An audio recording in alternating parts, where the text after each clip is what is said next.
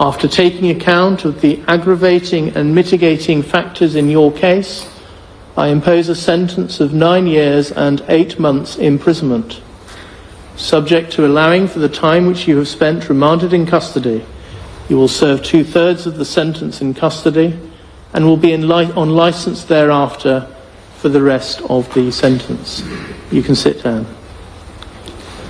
Dr. Beatrice Ekweremadu, would you stand up, please?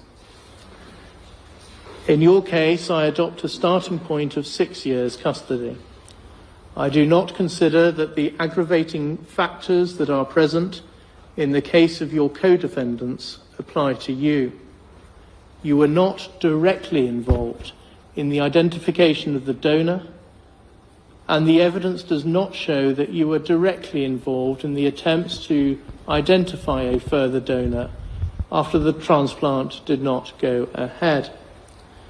I take account of all the mitigating features that Mr. Mahindra KC has identified and the content of the thorough and helpful pre-sentence report prepared by Jessica Stephen of the Probation Service.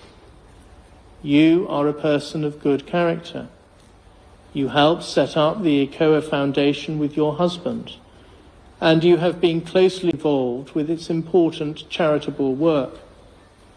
Much of the character evidence I have read applies also to you. You were also motivated by the desperate plight of your daughter and by maternal love.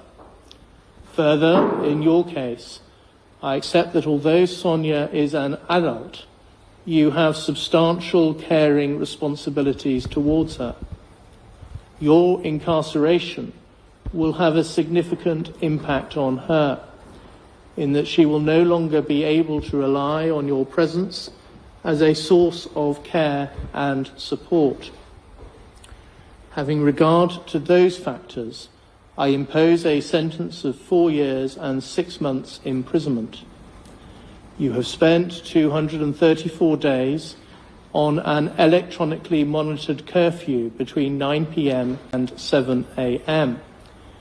I specify that the credit period for the purposes of Section 240A of the Criminal Justice Act 2003 is 117 days. So that period shall count towards your sentence.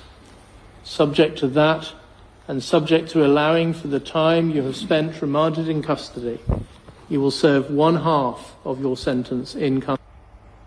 You will then be on licence thereafter for the rest of the sentence. The applicable starting points are custodial sentences of 10 years in the case of Abina Abeta, 10 years and 6 months in the case of Ike Ekweremadu, and 6 years in the case of Beatrice Ekweremadu. Abina Abeta, stand up, please. There are aggravating features in your case. You deliberately targeted a victim who was particularly vulnerable due to his young age, his isolation from his immediate family, and his poverty. After the conspiracy to exploit C was thwarted, you continued to try and find another person to be exploited in the same way. Why do I never get updates with the happening in Nigeria and around the world, on the go?